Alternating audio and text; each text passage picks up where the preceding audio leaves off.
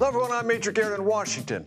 Welcome to The Takeout. The current Texas Constitution was adopted in 1876. It was the seventh version of a Texas Constitution and has proven to be by far the most durable. That Constitution required the presence of 2/3 of the lawmakers in the House and Senate to pass legislation, a much higher bar than the simple majority required in the federal and most other state constitutions. Texas still holds onto that high bar, which is why we have another showdown over attendance and a kind of fancy word called quorum. And it's about the state of play that many voters across the country will face as midterm elections beckon. More on that in a second. See, Texas Democrats have bugged out, leaving the legislature without enough lawmakers to function, leaving it without there's that fancy word, quorum. Texas lawmakers have gone AWOL before. The first time was in 1870, when 13 senators walked out of the Capitol to prevent the governor from obtaining the power to declare martial law. Those lawmakers were arrested, and eventually the bill passed. Democrats bolted in 2003 and 2021 over redistricting, gaining headlines, some fundraising dollars, but not much else. Why? Because Texas governors can call any number of special sessions. Leaving the state only delays the inevitable. Plus, it's costly and exposes fleeing lawmakers to charges of dereliction of duty. That built-in futility remains a strategic problem for Texas Democrats. What's different this time is other states, New York, California, and Illinois, may do as Texas is trying to do, redraw congressional maps for purely partisan gain. President Trump wants Texas Republicans to draw a map sure to yield 5 more Republicans in Congress. Partisan fury over that may well spell into those blue states I just mentioned, where solidarity with outnumbered and beleaguered Texas Democrats runs high.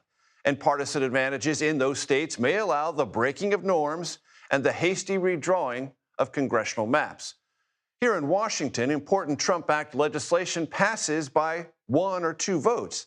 That means the eventual shape of these district lines and maps will cast a vast and powerful shadow over who wins what, who controls what, after next year's midterms.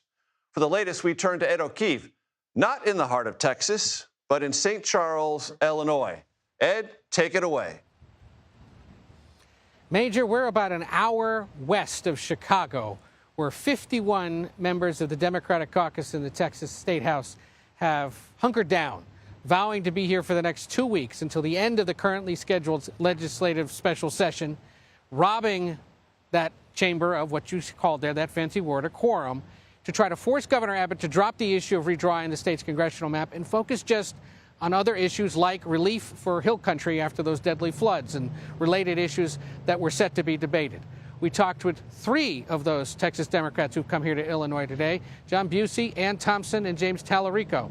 We got their take on why it is they're here, why it is they think this time's a little different. Take a listen. Bottom line it for us, why are you here?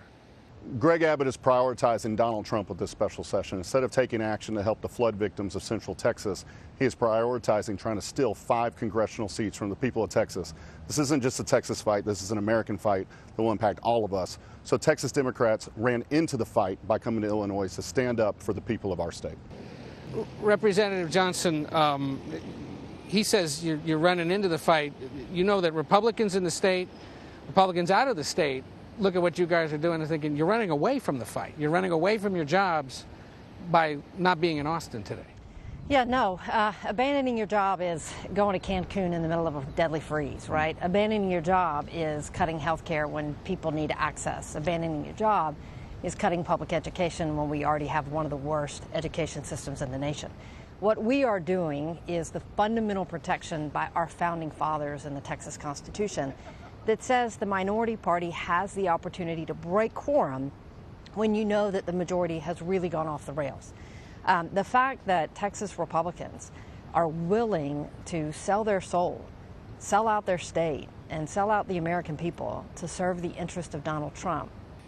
Y'all have done this before, and ultimately after a few weeks it ends, everyone goes back to Austin, and Republicans ultimately get what they want.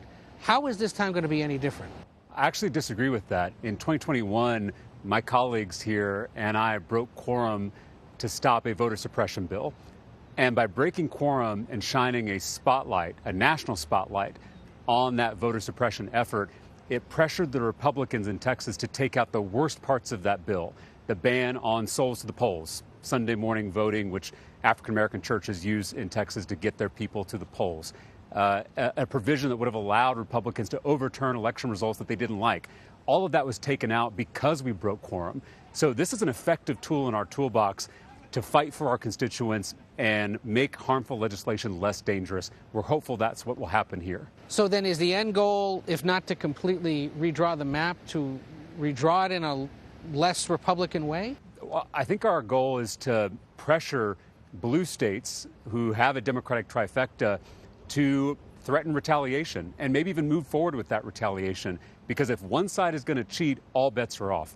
And maybe that kind of pressure will convince our Republican colleagues and the president to walk back from the brink, because none of us want gerrymandered states.